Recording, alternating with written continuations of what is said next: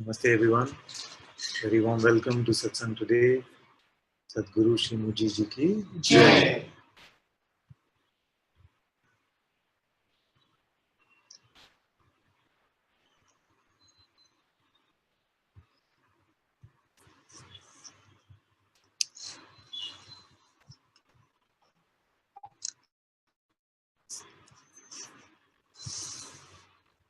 Shall we continue Ashtavakra?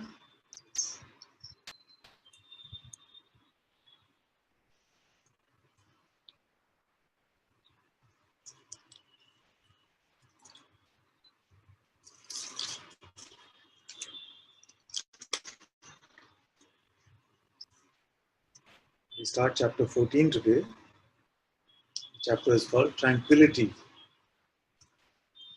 Janaka said, though appearing asleep like other men, one whose interest in the world is exhausted, whose mind has been emptied, who thinks only by inadvertence, is in reality awake. Though appearing asleep like other men, one whose interest in the world is exhausted, whose mind has been emptied, who thinks only by inadvertence, is in reality awake. So in a small verse like this, Ashtavakra could give us many clues. He's given us 3 clues in one verse. As to not how to recognize, that is secondary. It can sound like it is how to recognize an awake one or something like this. But it is to find this within ourselves. Welcome. So the first clue is what? One whose interest in the world is exhausted. So we've spoken about this, that it is not that interest becomes an aversion. It is only that attachment falls away. We've discussed what is the nature of attachment. The nature of attachment is that I am an object who needs another object for its happiness. Without this play of me and mine, there can be no such thing as attachment. So interest in the world is exhausted in that way. I've often said that we are no longer approaching everything in the world with the mantra, what's in it for me. Not every situation is what's in it for me anymore. It is dropped away. The dropping is not the world. The dropping is this interest. What can I get from this situation? What am I getting now? What is it that we approach every situation thinking that we know better about what we need, rather than that supreme intelligence consciousness which has put this moment together. So we no longer approach the world in this way. And again, this clue is also repeated so many times. So again, we are coming back to this one. So interest in the world is exhausted, means that this play of me and mine, what can I get from the world? Does the world have some meaning in my reality? That drops away. Whose mind has been emptied. So also this one, don't misunderstand this to mean that the thoughts have stopped. When we hear something like this, we might feel like our thoughts have to stop. But here, the emptiness is that we are now empty of concepts. The thoughts might continue, but we remain empty of them. See, belief is no longer going to them. You do not believe them. Why? Because it is the mind, and the mind's job is to remind you of something which is not true, which is that you are a limited entity. So we don't believe the mind because in every message is coming the idea of your limitation, of how you are a body mind, how you are an object, of how separation happened, and how even if there is a God who is everywhere, it is everywhere but me. It is a constant reminder of this falseness, that some separation, some apartness, that we left God in some way and we are separate from that. We are no longer the self, and we have to get to the self. That's why the seeker identity ultimately also we have to be empty of. That's why Guruji says the one who starts the search is not there at the end of the search. It can seem like we start because we have the seeker identity who is seeking the truth. But in truth, there is no seeker or finder either. So this is what it means by mind has been emptied. Who thinks only by inadvertence. So now we're looking at the inadvertence, which means that sometimes, even for a sage, some belief will go to some limited concept about himself or herself. You see? So this is what it means inadvertent, something that happens once in a while. You see? And for a moment, the reality is forgotten. And very quickly, it comes back to this naturalness. This is a very important verse here because so many times I say, don't bother about 100%. There is no 100% in this phenomenal play. And that 100% itself will cause you to give yourself this report card, which will say, I am not free yet. Because, hey, Ashtavakra said, you must have no desire. But I saw this beautiful, beautiful buffet, and then some desire came to have that buffet. Oh, I'm definitely not free. Something like this. So it's not that. Momentarily, some concept is bought. Sometimes, on the conveyor belt of thoughts, something will be picked up. But don't buy the next course, which is the guilt, the unworthiness. And if you end up leaving most of the meal, then be careful not to pick up the dessert, which is pride. That I do it so well. I'm beyond the mind now. So sometimes it's very good to give these reminders that in inadvertence sometimes thoughts do get picked up, even for a sage. So those, though appearing asleep like other men, don't expect them to have halos. Don't expect them to be, wherever they walk, flowers are coming on their own, and all these kind of uh, out of the worldly expectations. Don't have any of that. They might appear just as regular as anyone else. You see? If Guruji goes to a restaurant, he doesn't have a guru pose. He's just ordering like everyone else. You see? So they might appear like other men, but because of these three clues that are given here, they are in reality awake. That was the first verse. When desire has melted, how can there be wealth or friends or the seduction of senses? What use is scripture and knowledge? So Janaka is saying now, see, because Ashtavakra was prodding him, why you still have wealth, how you have all of these things. So he's saying that they're there, but I have no attachment to them. I'm not desirous of them. The desire is gone. The outward play is functioning. If there is palace, it's okay. If there is hut, it's okay.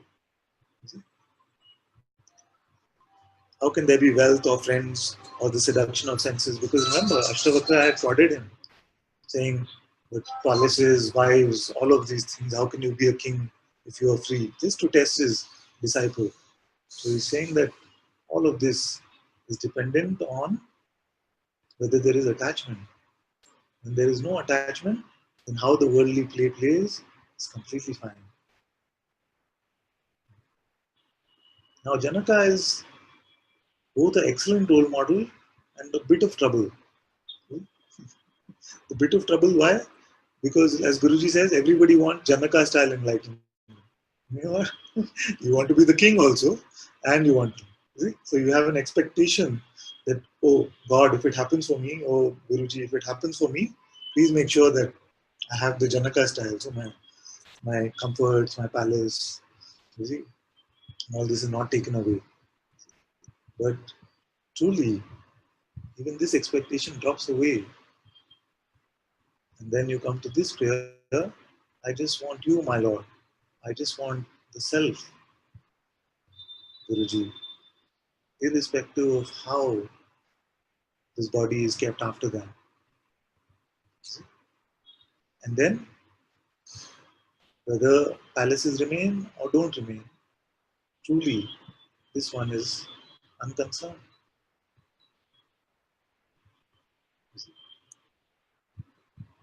So some have remained kings like Janaka, and some have given up their kingdoms and gone away. But nobody has come and said, yes, please, Father, take back this freedom. Let me have my money. Nobody has said that after getting the true taste of this. Nobody wants to exchange this, which is eternal, unchanging, for some momentary coins and plastic. That's why Guruji said nobody comes to the realization of the self and regrets it. Give me my old life back. Nobody has in that.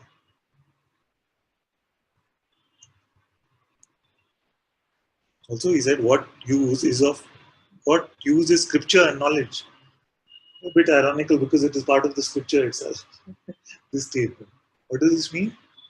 That all this scriptural knowledge, all the mental concepts that we might have picked up about spirituality, here we are empty even of that.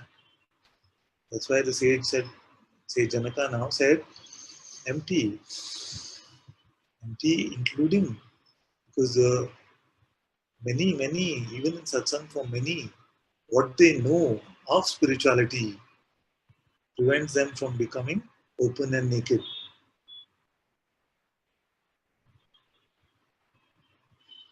Empty of all concepts. These are the babes which will enter the kingdom of heaven.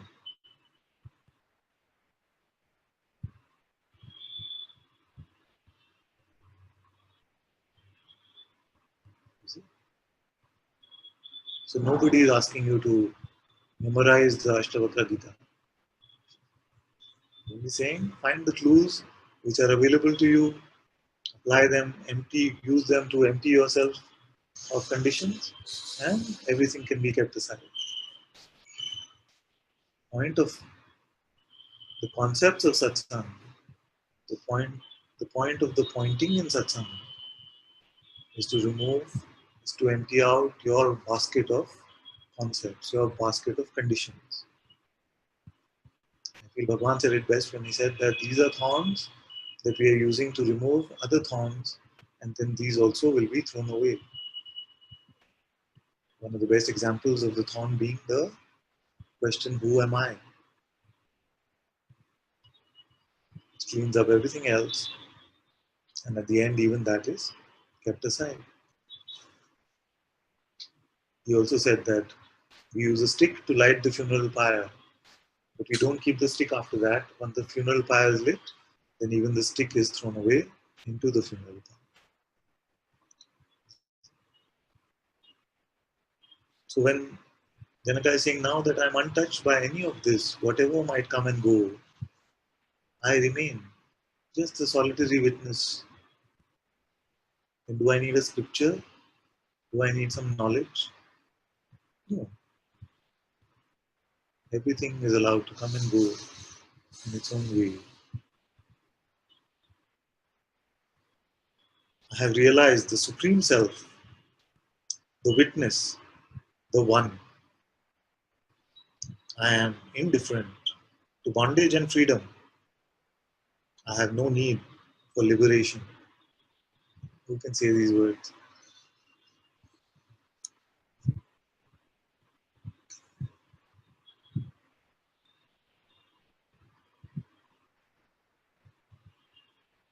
When the self is discovered, you realize that the self never needed anything. Freedom and bondage were not concepts that apply to the truth of what you are, but only that apply to that which you considered yourself to be. The old Zen saying, isn't it? Only once you climb the mountain can you say that there is no mountain. So Janaka is now speaking from that position, where he's able to see that bondage and freedom never apply to the reality of what I am. It's only because I considered myself to be limited did I consider that I could ever be bound. If you have no shape or size, if you cannot be found as a localized object, what can tie you? What can bind you? If you are more spacious than this space, the space in this room, if you are that space in which this space is there, what can bind you? Nothing can even bind this space. Nothing can even bind time. These are the beautiful products of consciousness, time and space. And they cannot be bound. So that in which they arise, what can bind that? Therefore, first there must be the misunderstanding that I am a limited entity in some way within this objective time and space. Then I can consider myself bound, and then I can presume that I need freedom. So he's saying, I have realized I am the Supreme Self, the witness. Again, clues, you see, clues. Everywhere there are clues if you look. The witness. What is it that witnesses everything? All phenomena. This is the one. One with no two. I am indifferent to bondage and freedom. And indifference, not indifference as a mental attitude. Indifference means unconcerned. The movie is playing. But I know it does not hurt me, it does not touch me. The reality of what I am.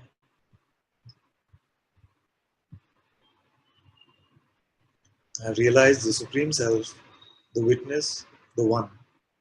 I am indifferent to bondage and freedom. I have no need for liberation. You see? So this time, after the break I took, when I started Satsang, I said, can we start from the true perspective? You see? Or do you all first again want to pick up the perspective that you are bound and then start the journey again? Or can we be true to the present right now and see in reality if there is any bondage? Can we take that little bit of insight right now and see whether the mask of being an individual entity who is bound and needs freedom is still so attractive for you that you have to pick it up. See? The have to only happens when you consider yourself to be less than the Supreme Lord, Supreme Self. Have to. For consciousness, there is no have to. See? That's why so often I describe it as a play, as a leela. Consciousness is playing with itself. Not because it has to, because it is this the will of consciousness. It wants to.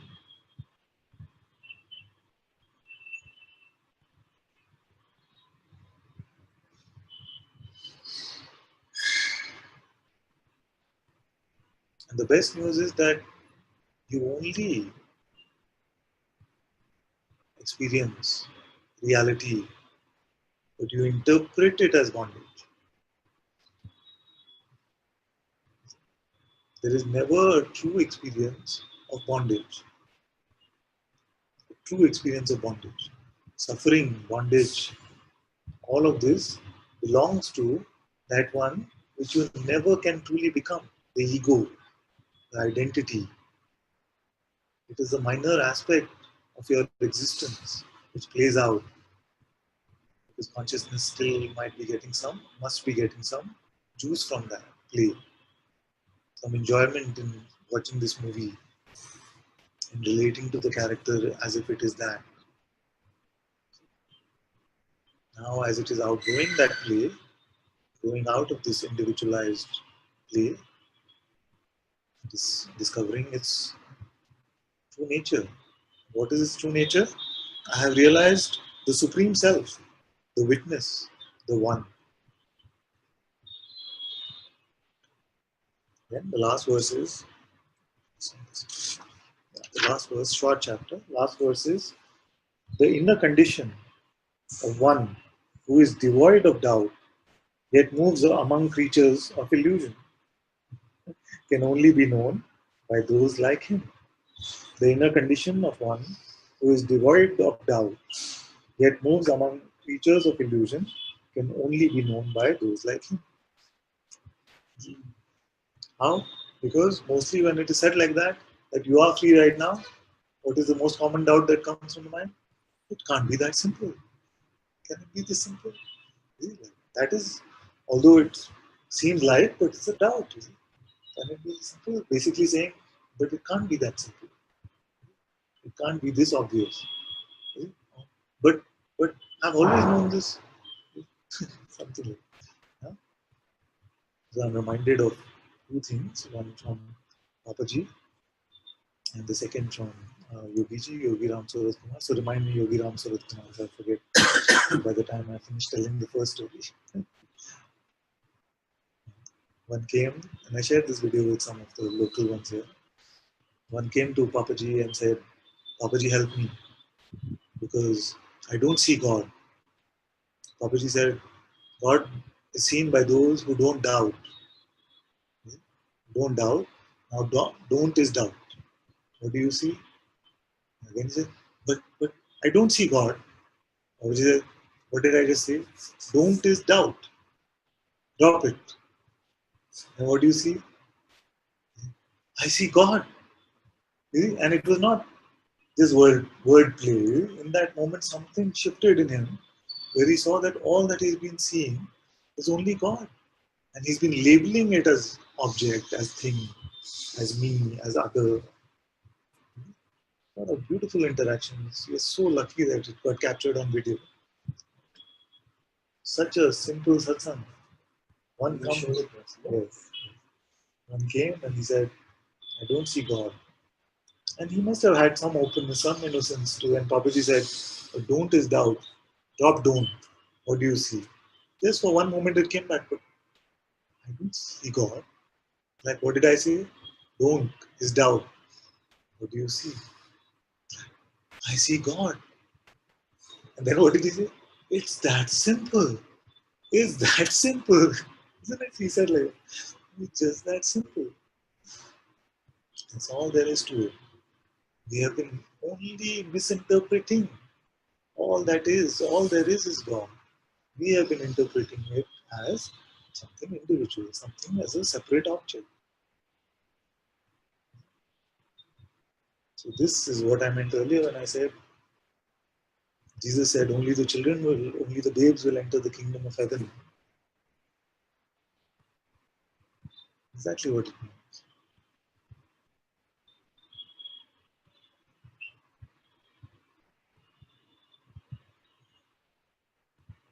The mind will come and tell you, no, I know better. And if you buy the story from the mind that I know better, then why call anyone your guru in the first place? Even the mind is the guru still. So openness to the master means that master knows. And what is the master? Master is just the voice of your own divine presence, of your own Sadguru, which is the heart itself.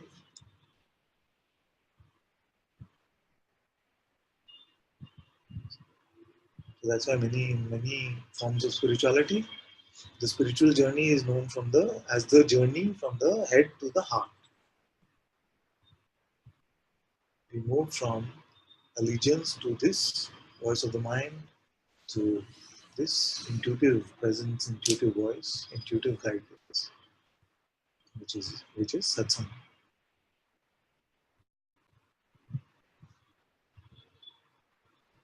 The second one was from Yogi Ram Surat Kumar, where he said, if you're looking for God, then don't give in to the possibility that anything else exists.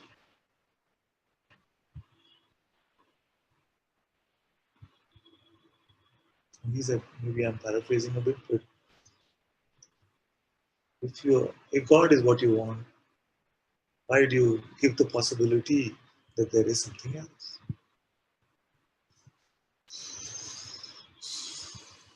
The possibility that there is something else, which is actually against your most innocent insight right now, is doubt.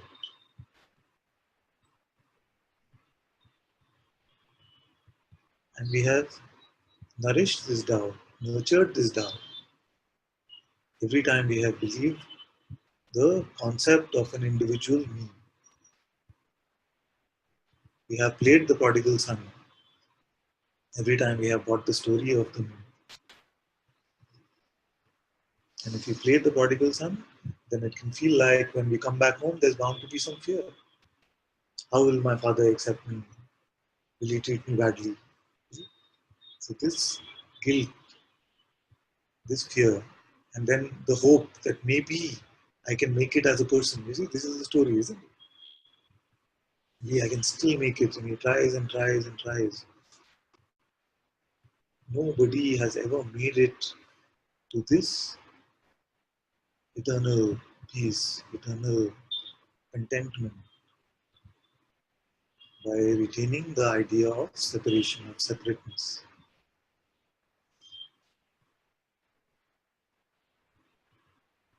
It is only upon discovery of the truth. The truth is valuable only because of this. If it could happen that in believing a lie, you could have an eternally content life, then what is the value of truth? It has no value, isn't it? It must be that something at some point or the other starts to poke you when you're believing something which is not true.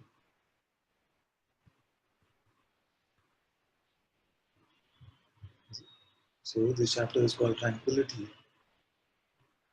If you don't doubt, it is impossible to not be at peace.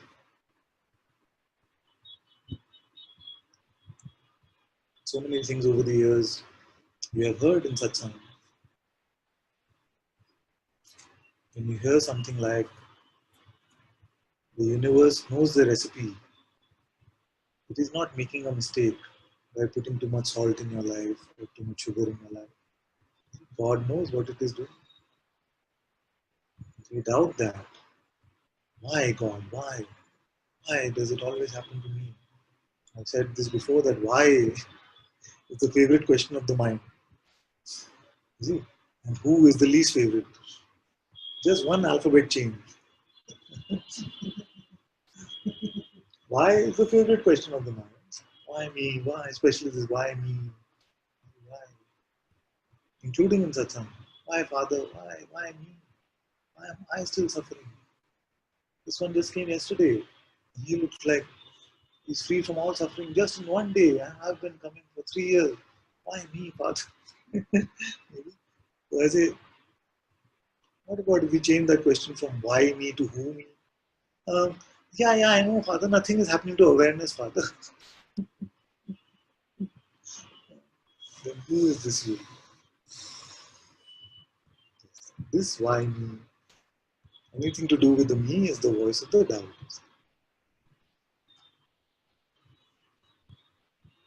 Another beautiful satsang by Guruji, which all of us should watch, and I mentioned this recently also, is he's sitting with someone and he says, if I stick out my finger, and I tell you, suck my finger, and you come like a child and you do it, and you don't question, did he wash his hands?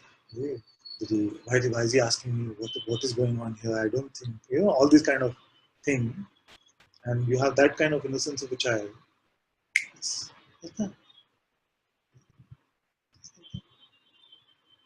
but doubt is this one. Why is he really awake? Who has told him that he can share satsang? This kind of nonsense we play with our mind. But this one is 100% awake, this one is 75%. We have mental list of satsang teachers, all this.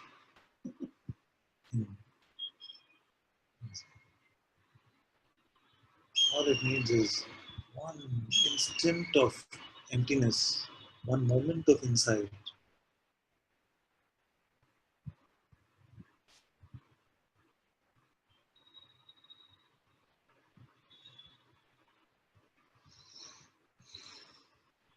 For you to recognize what is your reality, which is so far beyond this worldly play. The worldly play will continue if that is your will as consciousness. But it will not affect you. You will not feel like your existence is threatened by the play of the world.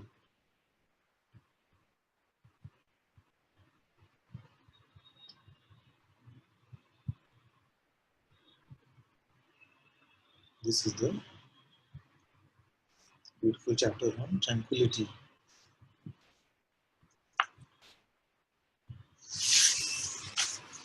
Okay, before we jump to the next chapter, are there any questions?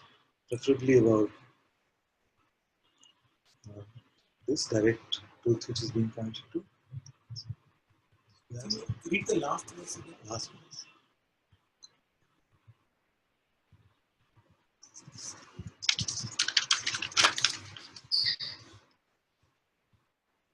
The inner condition of one who is devoid of doubt, yet moves among creatures of illusion, can only be known by those like him. Second line, illusion. Does it mean the Creatures of illusion, which means that that aspect of consciousness which is still playing as if this illusory realm is reality. But the third one refers to people like him. The third one, The last line refers can to only be known by those like him. Yes, people like him in the sense the those inner condition of one who is devoid of doubt and yet moves among creatures of illusion can only be those known by those like him. like saying you got it, you spotted. If you spot it.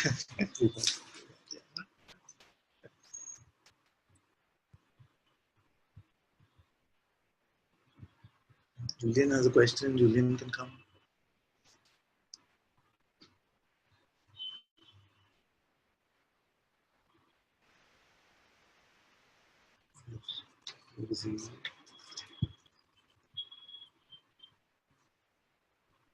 There he is. You can come, my dear. You want to unmute? Hello. Hello, I can hear you. Oh, nice day. Okay, so my question is, when I ask the question, am I aware now? Yes. There's this awareness, I guess. But I always confuse it with the belief about the I am. So then I ask myself, or the thoughts come up, is this my reality, my true self, or is this just the I am that's also aware presence? I don't know. Is this just the presence, or is this the real I? But yeah, something like that. So he says, and correct me if I've understood anything wrongly. Mm-hmm. When I asked myself, am I aware now? It was obvious that I am aware. Now, is this my reality? Or is this another aspect of the functioning of I am itself? Is this somewhat like what you're asking? Yeah, my question is this not a function of I am itself, but is it the I am itself? Is I am and the pure awareness two things? So, firstly know that in either I or I am, the I is the same. Okay. I is the same. It is not I and you are. It is I and I am. Okay, wait. So whatever it is that I'm experiencing when I when I ask this question, it's aware. and it feels like myself, and it's always here.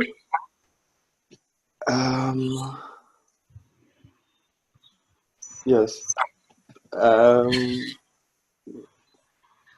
So Then if the what is the presence or the I am? If I don't know. Like the experience is okay. I don't know what I'm confusing actually. I can take a few minutes on this. I enjoy this kind of contemplation very much. Okay. So the point that I was making is that if this hand is I, and the emergence of am is like the qualitative appearance of a finger, where there was no. If you look at this, you will say hand. If you look like this, the hand is still the hand, and yet there's only the qualitative appearance now of a finger. The hand has remained the hand. It is only I. And yet now this quality of beingness, I am, presence, consciousness is arising. Okay. Yet you have remained what you have been. That is why it is only the emergence of I am. It is not the emergence of another. Which is, so the hand is still the hand. See? Now, what has the sages said? The sages have said that the absolute truth, the reality with the capital R, is that which doesn't ever come and go. You see? Okay.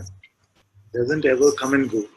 So, in relation to the rest of the world, even this being doesn't come and go.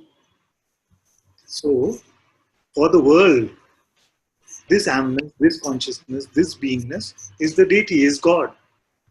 You see? There is never an object unless you are.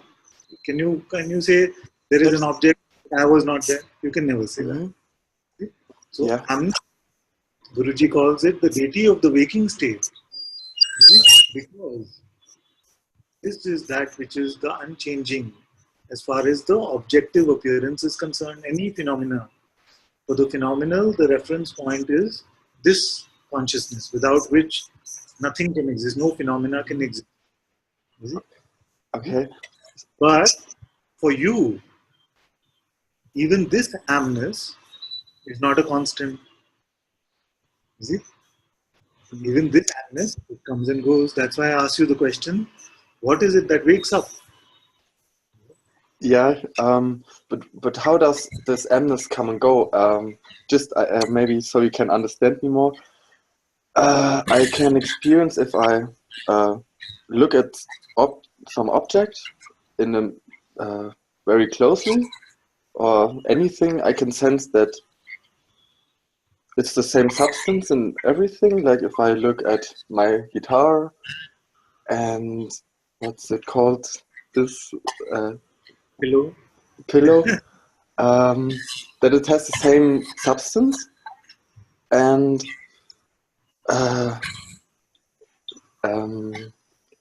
is the substance the presence, the I am. So when I do this,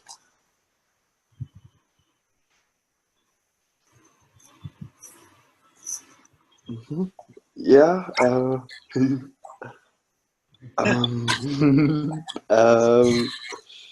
Okay. So I'm also a little bit what could nervous. also sometimes. Okay, I'm going to introduce another term in this conversation. If it becomes confusing, then forget about it, but maybe some clarity can come because of that. Now, when I am comes into play, a lot of forces, a lot of these phenomenal powers come into existence. You see? One of this is this power of perception. So you perceive objects. Perception happens. So you say, when I look at the pillow, when I look at the guitar, when I look at my hand, this is sight which is happening, perception. You see? How does perception happen? It is being working in conjunction with attention, which is making perception happen. You see? Now, you are aware of this perception. You see? But, and ultimately perception is also made up of awareness, but perception or no perception, attention or no attention, awareness does not get affected by it. Okay. So what can happen many times is that we end up confusing the quality of perception with the quality of awareness itself. Because the quality of perception, which is attention, is very similar to attention. It can feel like this qualitatively is the same as awareness. And why I'm saying this to you is because perception is a function of I amness, is a function of being. So because it's part of the function of being, and because in the worldly way, when we define awareness, we talk about this perception. That's why many can say, but what's the big deal about awareness? Awareness is the functioning of my being. It is just perception which is happening. When I am, there is perception. When I am not, there is no perception. Why the simple question is very important.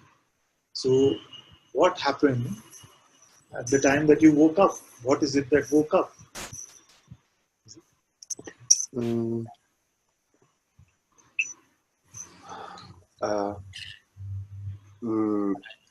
Do I need to wake up in this moment to ask that, or can I do this at this moment?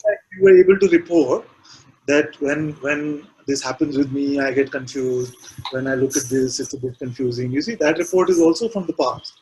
So either we've thrown the past away completely, no, or we don't use that as a reason to not look at this particular instance. Otherwise, what happens with me, and it's happened many times when I ask someone this question, they'll say, but Ananta, that comes just from memory. And what is the value of memory here? What's the point? Why you ask this question? Did the rest of your report also come from memory? It did, isn't it? So either we throw away memory completely, or we use memory also to find this clue.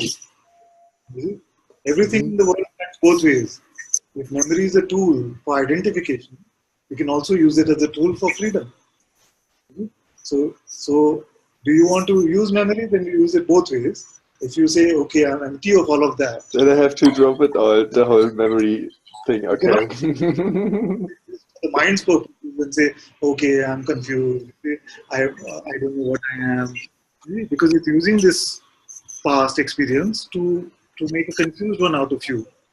Now, either you throw the whole lot with everything that you've experienced in the past and we stay here fresh, or if you want to use something from the past, let's also look from the past at what happened when you woke up. Okay.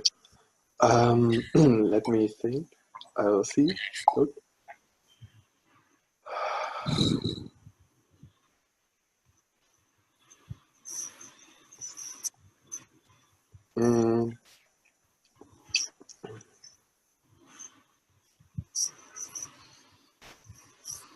Can I make this multiple? I'll make this multiple choice for you. Okay. Let's go.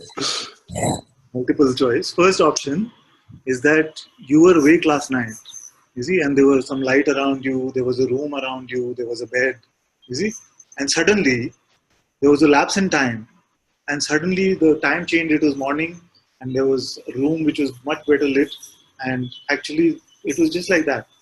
Suddenly it was 10:30 at night, and suddenly it was 6:30, everything changed like that. Was it like this? Option one?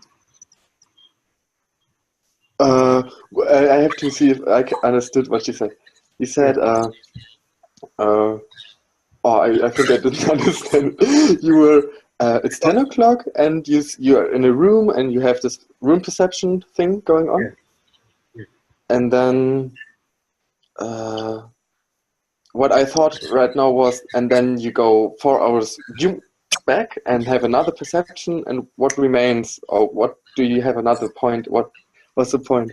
Yeah, so was it like this where it was 10:30 and suddenly you looked at the clock again and it is 6:30 and the light in the room has changed? Was it like that? That is option one. Okay, option two. that's option. That's option one, where it's like a time lapse. You see, suddenly you're 10:30, suddenly it's 6:30, you don't know what's going on. You see, nothing was experienced in the middle. Or was it that at 10:30, the world seemed to fade away and then you went to sleep? And then there was a sense of waking up, and you woke up, and there was the perception of the world again. All this. Mm-hmm. What I think about that is that yeah, as the world comes into appearance again, of course I was there because I'm there, and then it comes.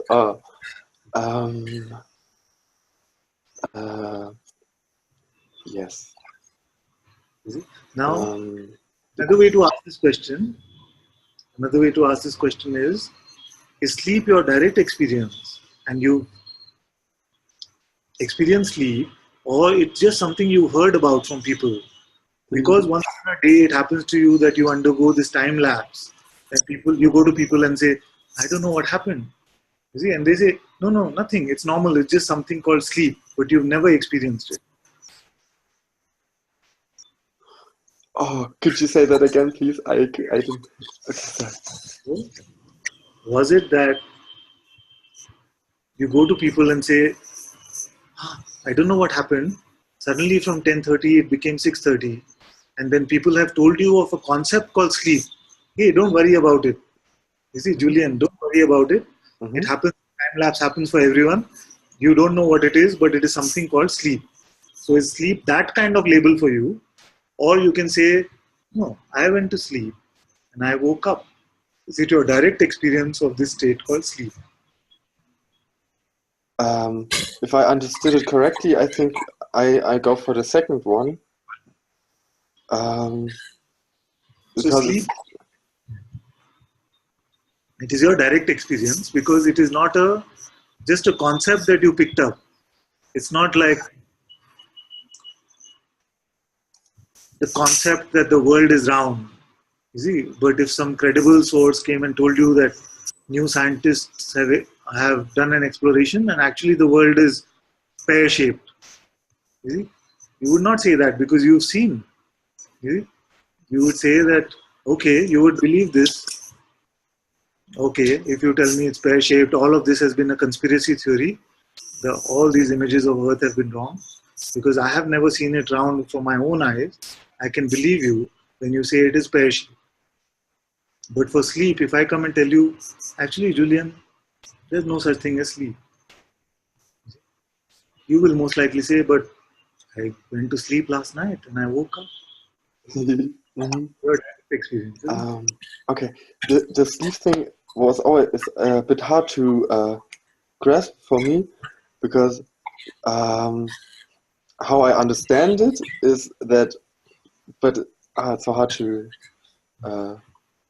because there's no memory of deep sleep, because there's no phenomena at all. It's hard to say anything about that.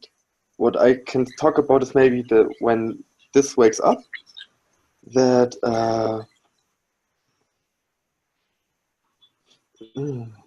I don't know.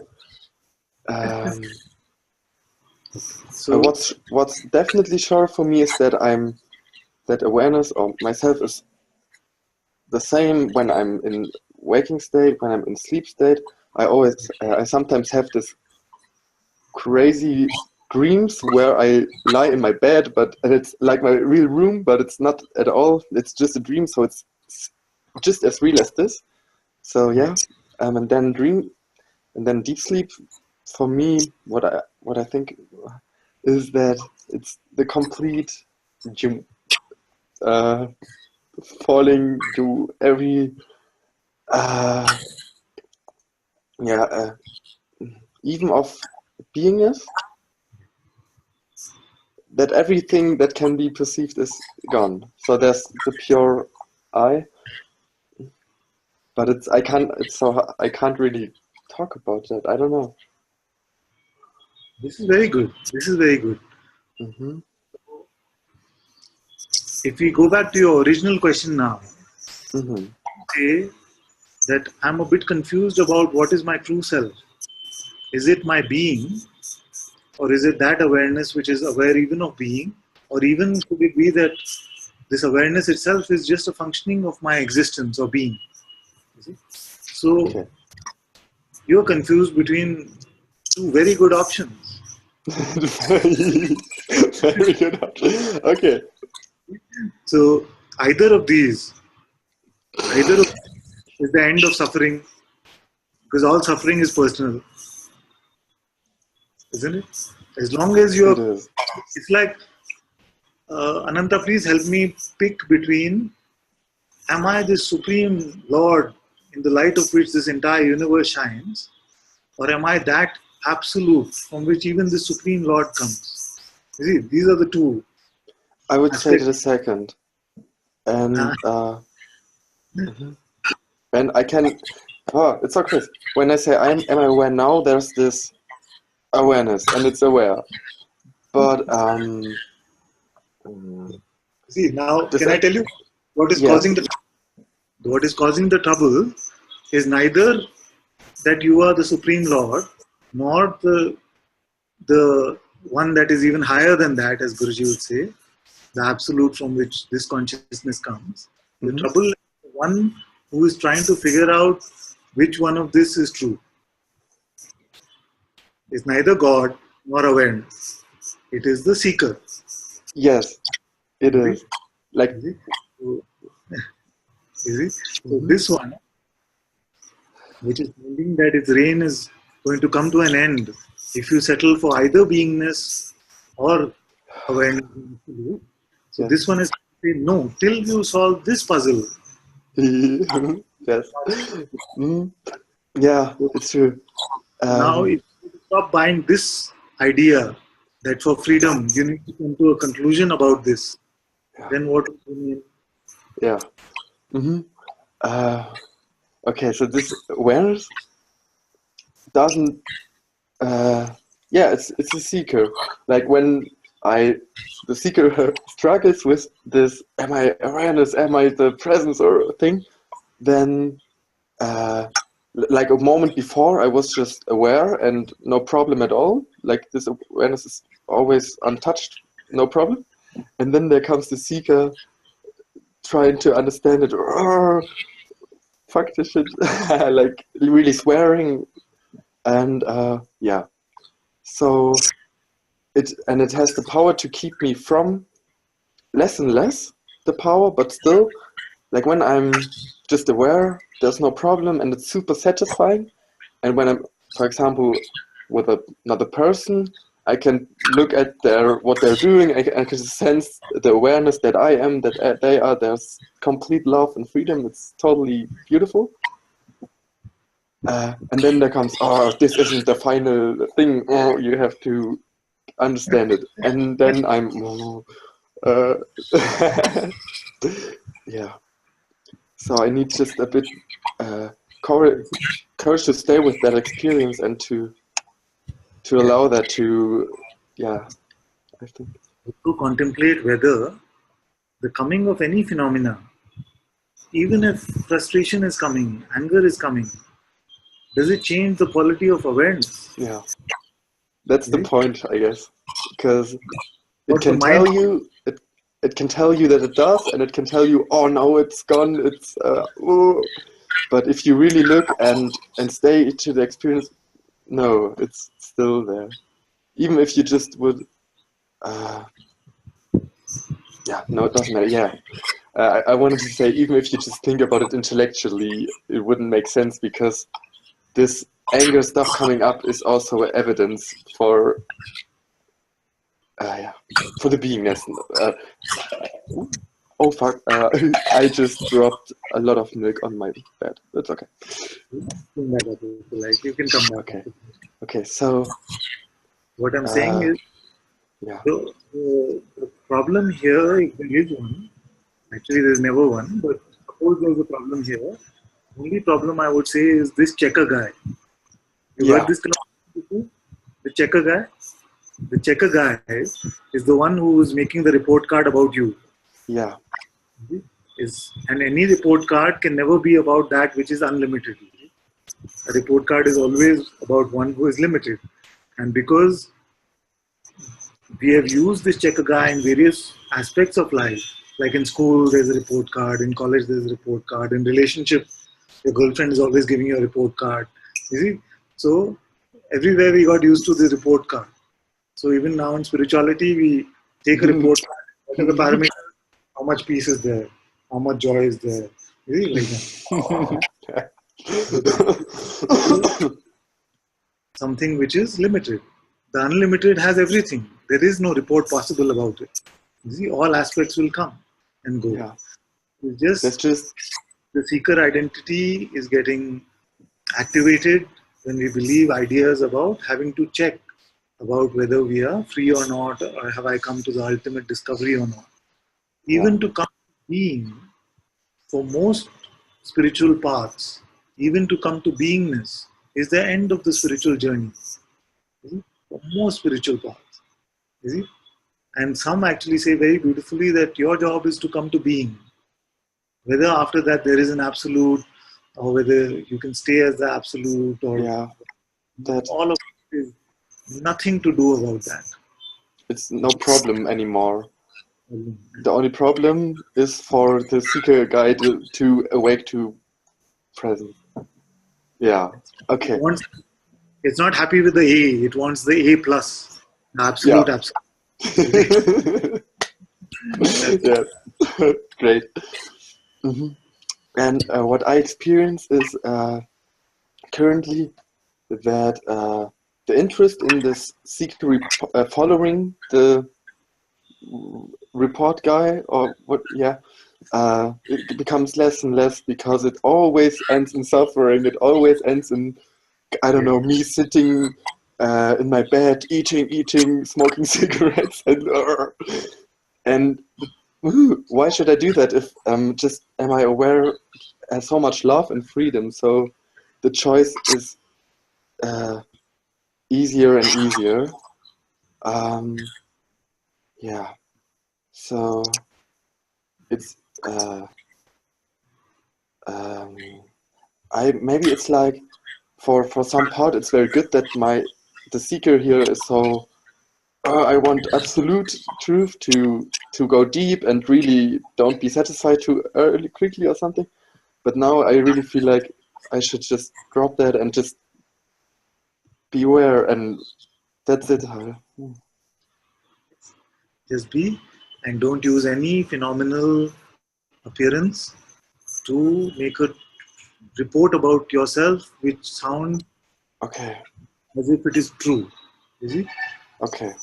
So You can report, of course, in satsang. I'm happy to hear your report, but observe this for yourself.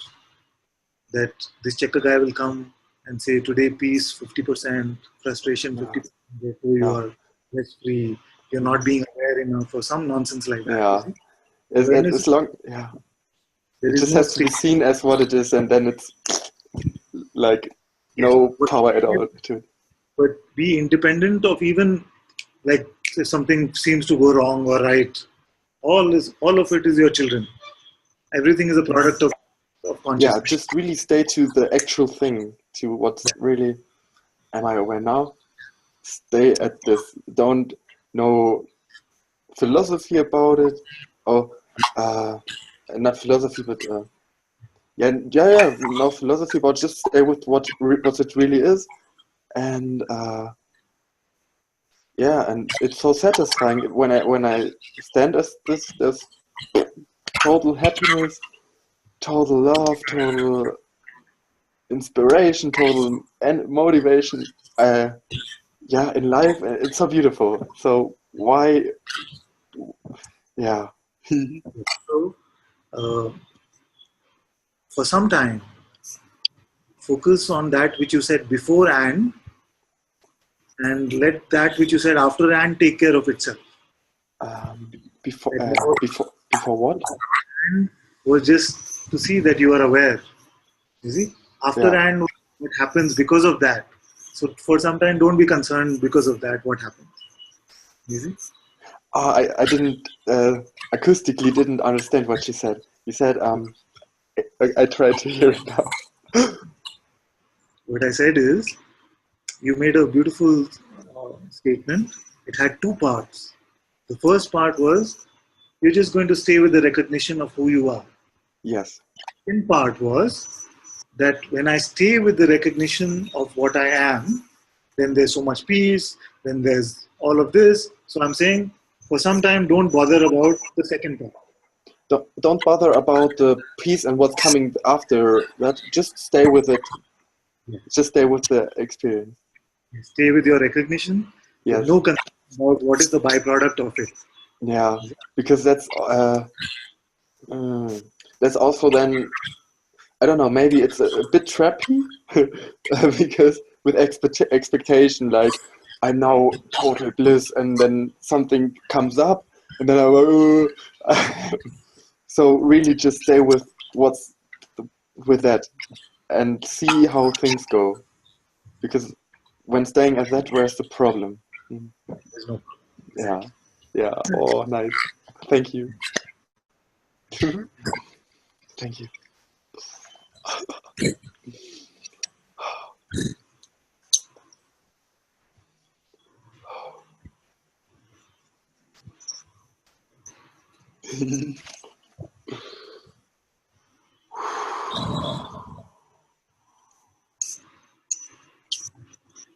Okay, any last questions? Wow.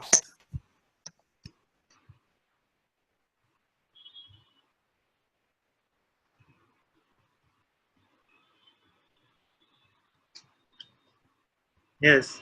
Anil says, I always know. Even if I don't know what happened, I'm out of all options, yet I know that I don't know. You see, this knowingness remains unchanging. This awareness does not come and go. Everything else might. Even if I don't know who I am, he said, yes.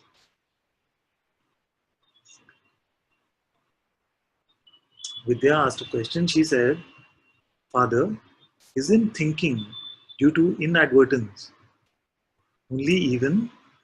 Isn't thinking due to inadvertence only even in non-sages? Yes, yes. Well, let's define what we mean by thinking. Usually what I say in satsang is that thinking is not the appearance of thoughts. You see, because this appearance of thoughts is coming, whether sage, non-sage, doesn't really matter. Thinking is, when we use the term thinking, we are including that belief in the thought, that condition, that picking up of the identity. You see? So mostly uh, in humanity, what you see is that it is the standard operating procedure, so to speak, that we seem to follow the voice of this mind and the thoughts, believe most of what it is saying. You see? But for a sage, it is rare. You see? So inadvertence in the sense of the rarity of it. You see? That in a sage, just sometimes, like there are beautiful stories like this. At one time, one being came to uh, Shirdi Sai Baba, and he told Baba that this follower of yours who's been coming to you for many years, something has happened to him. He's fallen very ill. You see, and then Baba also for like a few moments, then he got a bit worried and said, no, let's go, let's see what's happening. Have we called the doctor? I'm paraphrasing. I wasn't obviously not there, so like that. You see, but within a few moments, then came back and said, no, everything will be fine. Everything is taken care of. Nothing is outside the will of God. So even so Guruji says, for sometimes, for example, he says, when I'm irritated with someone, I want them to come right then. Because if they take 2 minutes, then the irritation is gone and I don't know what to tell them. So this where something gets picked up even in the lives of sages. And this has always been a very beautiful aspect of this for me. Because, if there was an exhibit, and I don't actually like it when books and stories convey this very like 100% somebody was there who was just 100% something. You see? Because in reading all this and hearing all this, the freedom which was so obvious became more and more unapproachable here. You see? So for a long time, the seeking continued because the benchmark was this 100% idea that you must come to this. And when you start to hear stories like this, when you notice that But is this 100% true for anyone?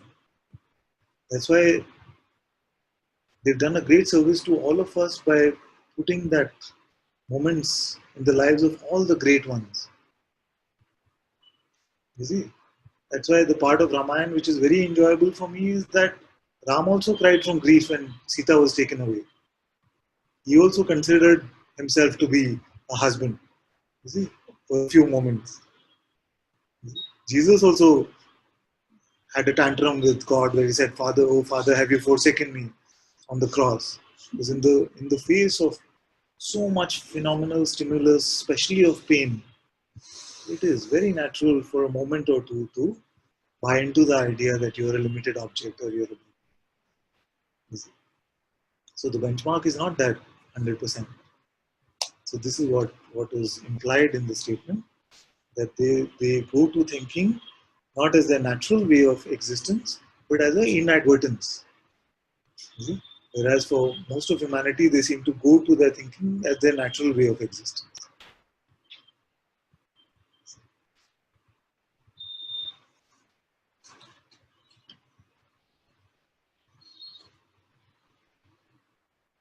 I feel it's good for today. I don't feel like starting chapter 15 today. If you like, we can ask one more question. Otherwise, we can do some Ram chanting if you like.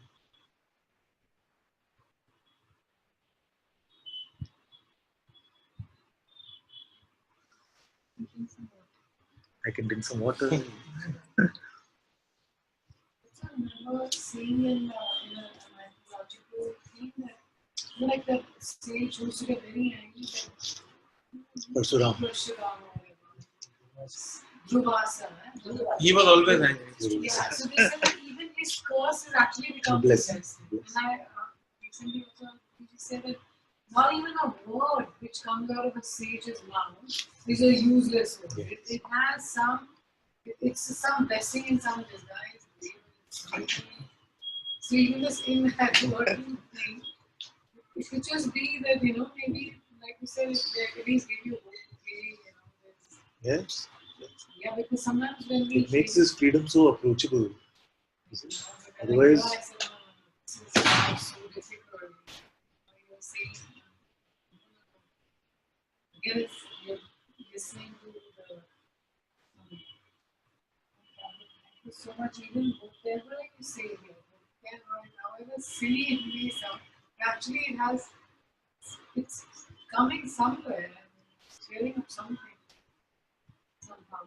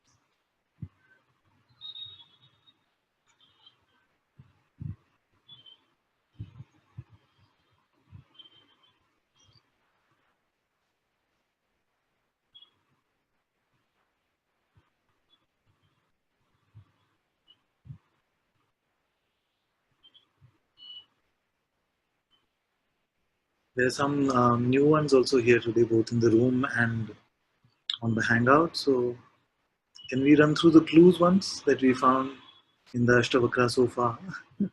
Just for you to take as your contemplation. Actually, what happened is that one night, just before I was going to sleep, I had this feeling that I wanted to demystify the Ashtavakra Gita a bit more.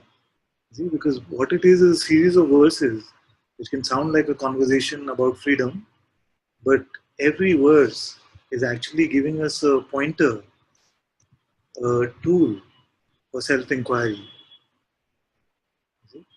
So this feeling came that I want to even make it even simpler, even clearer for those who are in satsang. So just before going to sleep, some typing happened and some 10, 11 clues got typed out. And you don't have to make a memory imprint of all 11 clues, just one or two. Whatever appeals to you the most, use it for your contemplation, and you will quickly see what Ashtavakra is pointing to.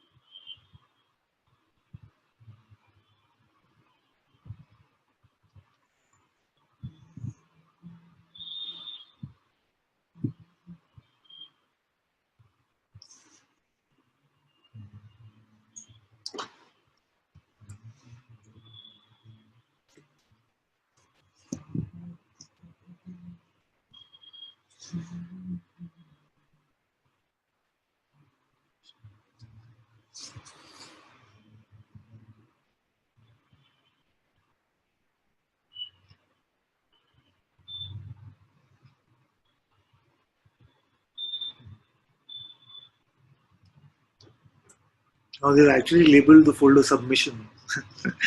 Reminds me of college.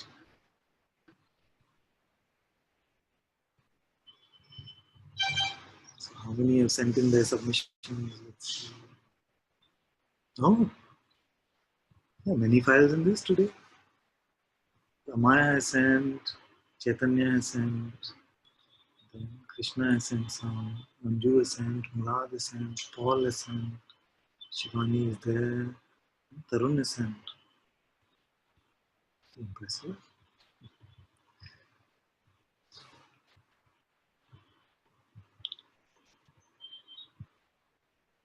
I can open any of them actually.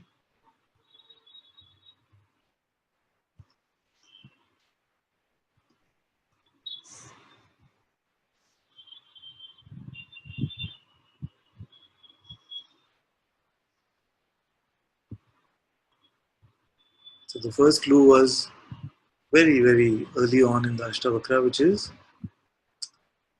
that which is the witness of all things.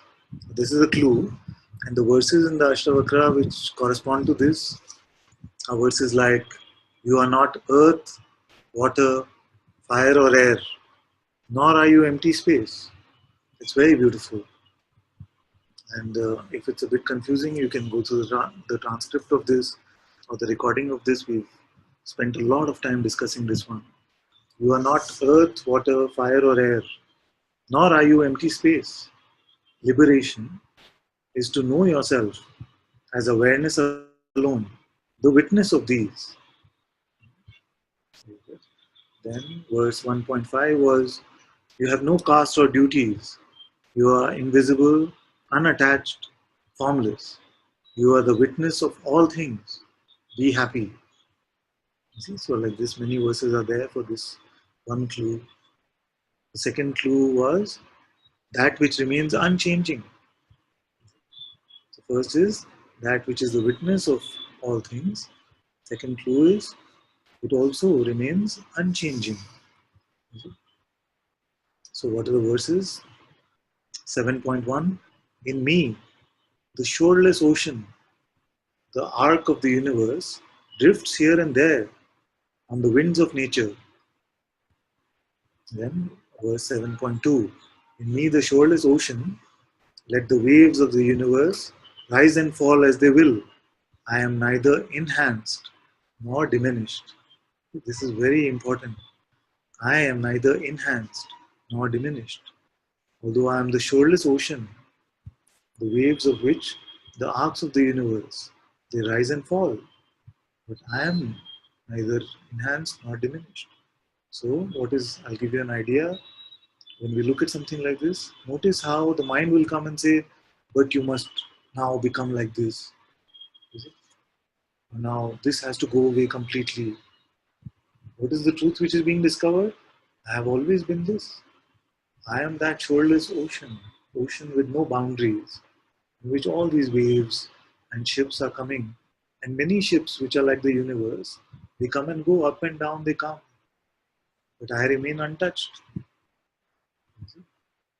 This is the second clue, which is not only is that the witness of all things, it is the unchanging witness.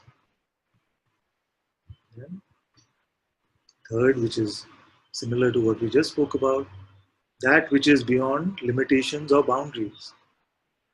So one of the verses is one of our favorites, which is, I am wonderful indeed.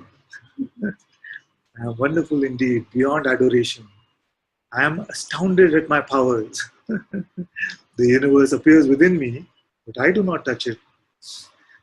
And verse 14, I am wonderful indeed, beyond adoration.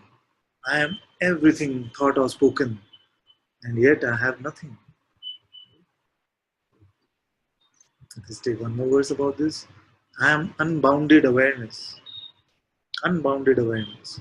Only in imagination do I have limits. See? Notice how every thought will try to define you with some limits, with some limitation. See? I am unbounded awareness. Only in imagination do I have limits. Reflecting on this, I abide in the absolute. Very nice. So I'll read one more. In the limitless ocean of myself, the winds of the mind roll the myriad waves of the world. Limitless ocean of myself. So that's why the clue was, what have we done now? It is the witness, it is unchanging, it has no boundaries, it has no limits. Fourth clue, that which can only be found in the present, in the now. So it says, you are now and forever free. So my advice would always be, okay, leave the forever aside. He's saying you are free now. Now and forever free. So if you're free now, where will you find the truth? You will find it here. Where will you find yourself? Here and now. And I've said often that if you stay with your insight about what is here now and don't go to the inference about what is here now, it will be plainly obvious.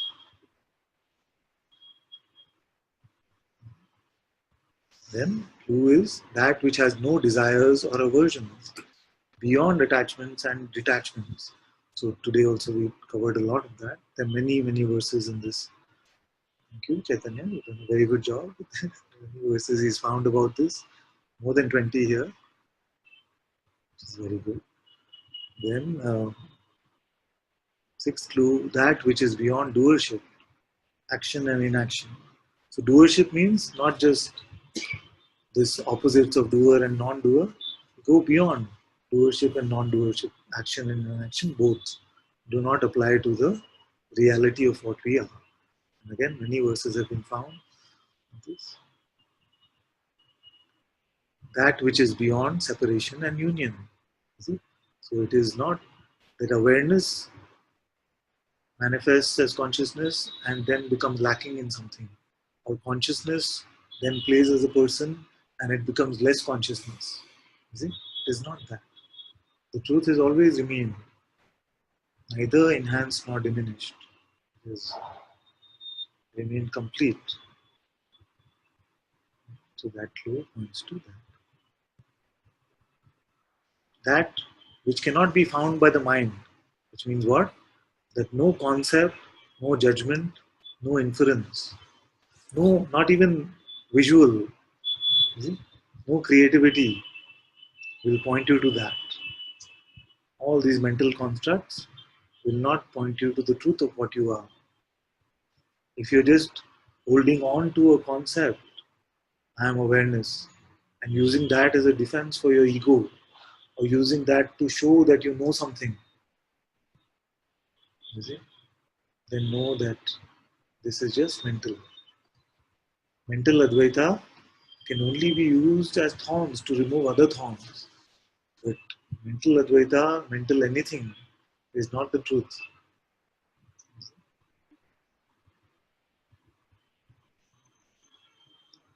Okay, clue 9. That which is your direct insight, and yet it is beyond any phenomenal perception.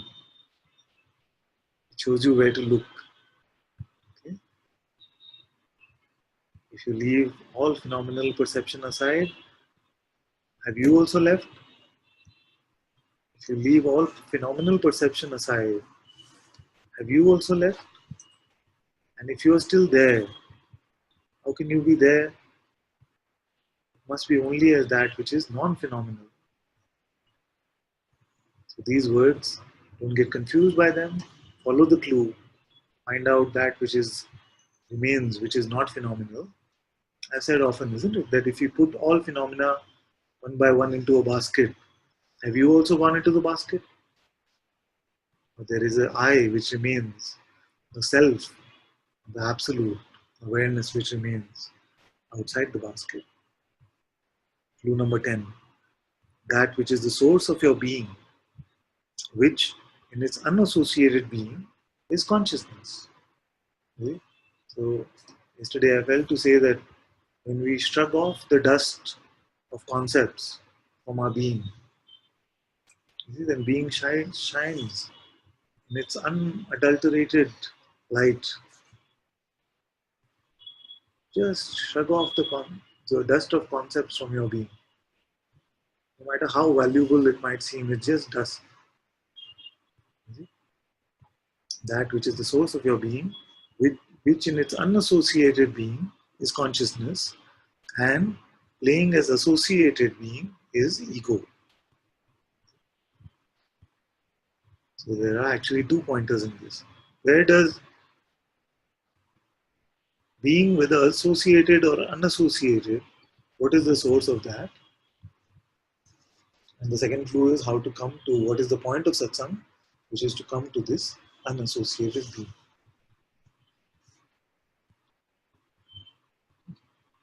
Then the last one that came up that night was that which is discovered following the guidance of the Sadguru and or by surrendering to divine presence.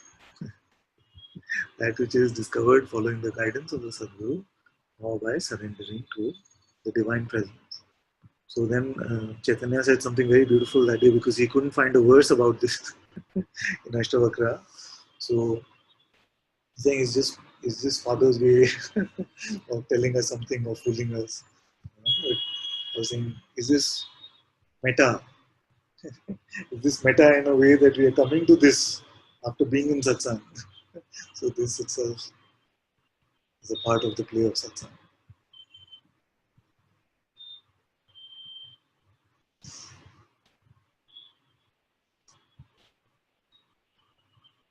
So these are 11. Then Paul had come up with some nice ones also that day, which are not in the original list of 11 from what I saw. Yes, this is a very nice one. I like this, Paul. Thank you so much for this one. He says, that which you are trying to become, you already are. You see, this is a good clue. That which you are trying to become, see that you are already that. How to see it? Then he's pointed one verse, which is from chapter 15. Have faith, my son, have faith. You are awareness alone, the self, the one. You are the Lord of nature. You see, you are. You don't have to become. Then another clue, which is what you are right now can never be bound, which is the same clue as the second one, which is the unlimited, the unbound. Very good. The self is always effortlessly here, requires no journey to reach. Yes. So these two, the first one and the third one, are interrelated, saying similar things. Very beautiful. Self is effortlessly right here and requires no journey to reach. It is not knowable by belief. Yes, exactly. Not to be found by the mind. All these concepts will come from the mind. Just by believing the mind, you will not come to the truth. Not dependent on phenomena. It's very good. This is also very nice. Beyond the mind's idea of birth, death, and life. The sage neither rejects the world nor desires self. He is free of joy and sorrow. He does not live and cannot die beyond the ideas of birth, life, and death. Stability. Stability is a clue, Paul is saying, and the verse he said is, the wise one's state never varies. Sleeping soundly, he is not asleep. This is chapter 18, okay, so we will share more of this when we come to that. The wise one's state never varies. Sleeping soundly, he is not asleep. Lying in reverie, he is not dreaming. Eyes open, he is not wakeful. Okay, so if this is confusing for some of you, don't worry about it. We will come to that chapter. And know that it is pointing to the self, which is beyond all of these states. It is not talking about the phenomenal states which might be appearing. Very good, very good. Thank you so much.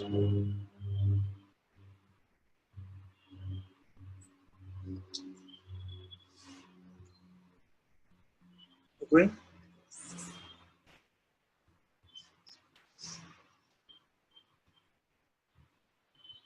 I also about the Guru train. About She's Guru train. yes, Guru train. She said, you know what I feel? I feel that I'm standing on the platform Oh, okay. because the play is not allowing me to come to Satsang.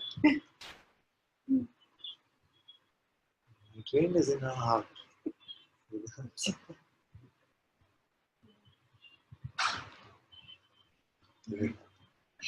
Wherever she is, whether she's in this room or not, I'm there.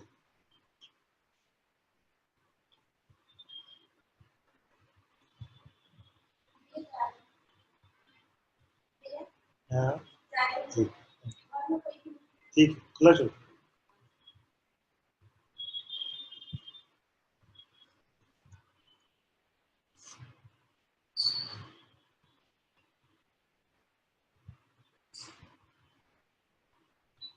So what typing happened? Yes.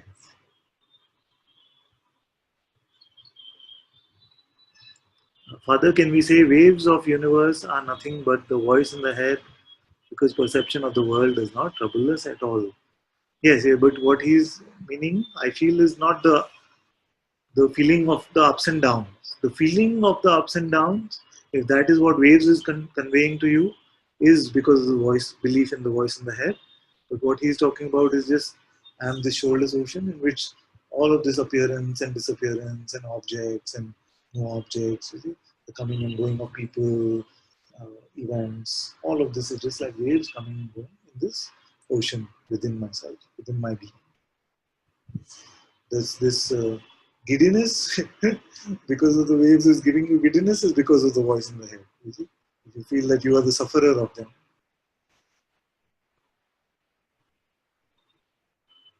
Hello. Yeah, I thought because he said, right? Hello. I'm here. I'm just finding you right here on the grid. Yeah, my connection got disconnected. Okay, anyways, I have a just short statement to make. Yes, yes. Yes, here you are, right in front. Okay, good. Okay, because he said that the waves come and go, but I am not impatient. But I am not impatient. So we can say that only this interpretation which the voice is continuously giving us, this comes and goes. So the waves come and go. The events as they are meant to happen. I find a job. I lose the job.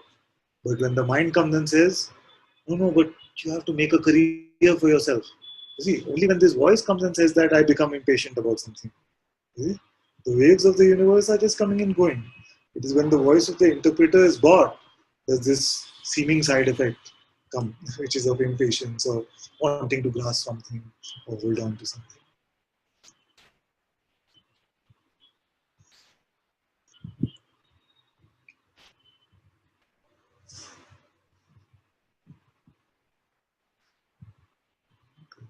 Then Anil said, Father, while talking to Julian, who touched if awareness is an aspect of consciousness. Perception is an aspect of consciousness. But awareness is the father of consciousness.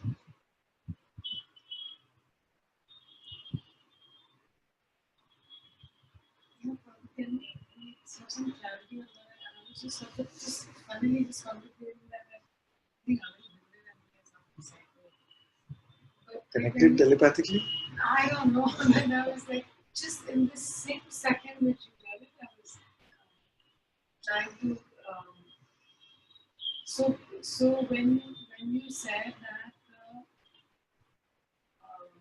in this I, the I which is pure awareness. So when we talk about perception, the larger perception, not just this seeing an eyes up to certain, that the whole universe appearing perception, and that's the I am, which now is coming. Right? I don't know how to understand this. Perception is perception of either the outer objects or the seeming inner objects. Yeah. So outer objects could be computer, table. Inner objects could be thought, memory, imagination, pain, pleasure, all of these things. Yeah.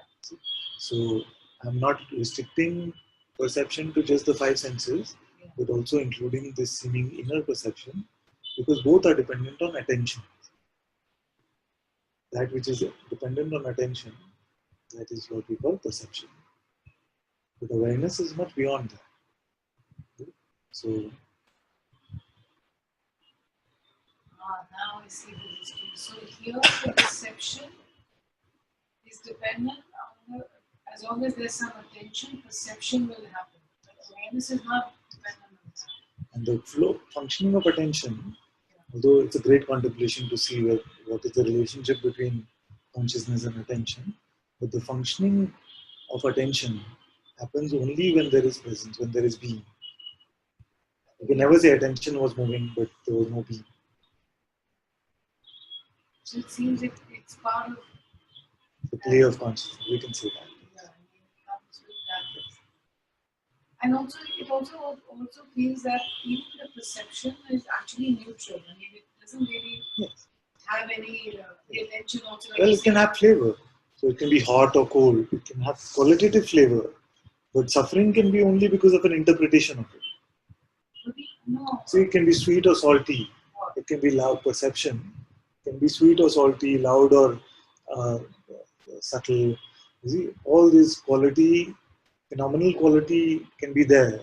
And this world of phenomena contains all phenomenal qualities. But it's only the interpretation of it which can cause things like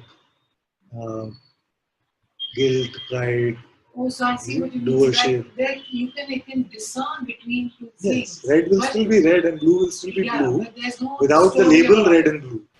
Yeah, I mean you can discern two separate things, but there's no story about it on the mind. And that's the function of perception and attention to be able to discern, but not story. Without a concept, you can pick up a glass. Without calling it glass, you can pick up a glass. The functioning of this phenomenal realm will continue. It is the mind which uses the labels and concepts to make something out of the appearance and ultimately to make something out of you, something out of you. And that means I was, in a sense, confusing awareness, which is so neutral, which has nothing. I mean, the knowingness is just the knowingness. It doesn't have the idea of even discernment in a sense. There's no discernment, it's just no. I mean, no. Why I like to point these things out. Yeah. I know that some teachers like to bundle everything up into one knowingness. But the thing is, first once you recognize the qualitative differences in the play, then you are able to see that all this emerges out of the same awareness. But when you try to lump it as, okay, perception is also knowingness, it's all one big knowingness, then it becomes a bit confusing, you see, because then you say, okay, but this perception is awareness. You see, then why am I, when attention is going away, why does my perception seem to blur? Awareness cannot blur. These kind of confusion can come. Once you see that perception is another aspect of your consciousness, ultimately everything is made up of awareness. But you are aware of sight. Sight is dependent on you. You are not aware of sight. So, although the father and the son are the same, Yet qualitatively, the son comes from the father. The father does not come from the son. You see? So to make this qualitative distinction helps to remove a lot of confusion. You see? Because you're experiencing the sun like the sun.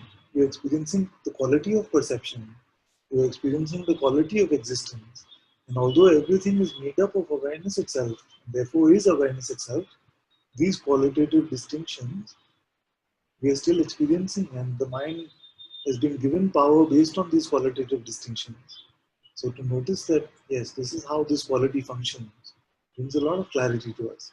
And then we can drop all of it and see that all of it is just one self, one awareness. If we just mentally repeating as a mantra to ourselves that everything is awareness, it doesn't help. We have to be able to taste the qualitative distinctions and then say, yes, even this belongs to my knowingness. Even this belongs to my knowingness. So when the sage says, I'm at one solitude, she's talking about your awareness. That's right. She's That's one without any because that's exactly what the sage is also doing. He's making a qualitative distinction between all there is and the witness of that. In reality, of course, we will see that there is no distinction. You see? But qualitatively, there is a difference in my waking state and my sleep state. Only after you come to a point where you can say waking or sleep make no difference to me, nothing changes. Then you can say that all is just one, there is no consciousness or something, nothing has ever really happened. See? So we must not be in a rush to make those statements. What we have been given is more than enough, that you are this consciousness which is unlimited. So don't be in a rush to come to the negation of consciousness and the apparent aspects of the play in consciousness, because these we've still not gotten over our belief in the meaning that they have. So we cannot just mentally Advaita it away. That's what I say. Anytime we just use, as if using the mantra, I am awareness, to take away our suffering. Usually it doesn't work like that. Basically, if one, in that, like you're saying, just go slowly where things fall off itself, like where you come to just this pure perception I am, then the story of the mind is making you to be a separate entity, Yes. that stops. Exactly. That projection stops. But the perception still remains, and the discernment of the qualitative part still remains with you. Which is why at least staying there, there's not so much noise anymore, in a sense. Exactly. That's why one of my teachers used to jokingly say that sages are not walking into ocean saying, I'm one with the ocean. They're not jumping off their terraces saying, ground and terrace same. You see? So that is when Advaita becomes mental. You can just try to apply these concepts in that way. We are not in any sort of qualitative denial of the appearance of consciousness. It is a beautiful, God is appearing. Is he playing with itself? So we are not in a denial of the appearance of consciousness, but there comes a point where we can say that I, which is the absolute, this awareness, I'm unconcerned even with the appearance and disappearance of consciousness. And because I am untouched, unconcerned, I can even go so far as to say nothing has happened for me. Yeah,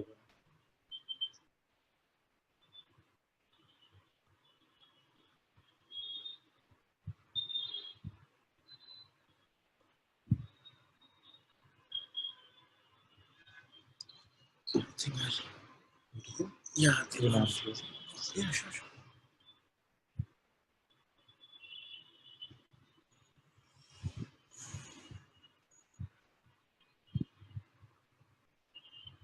Can I make a request? We look at the remaining questions tomorrow.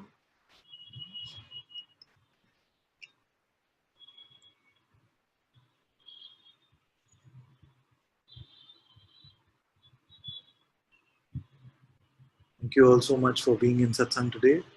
Sadhguru Shri Muji Ji ki Jai. Satguru Shri Ananta Ji ki Jai.